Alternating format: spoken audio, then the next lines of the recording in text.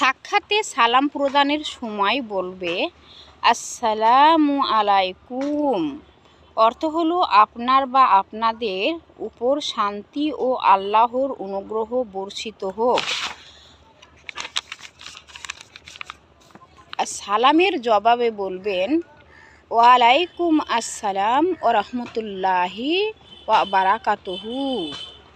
অর্থ হচ্ছে আপনার বা আপনাদের উপরে শান্তি এবং আল্লাহর অনুগ্রহ ও দয়াসমূহ বর্ষিত হোক।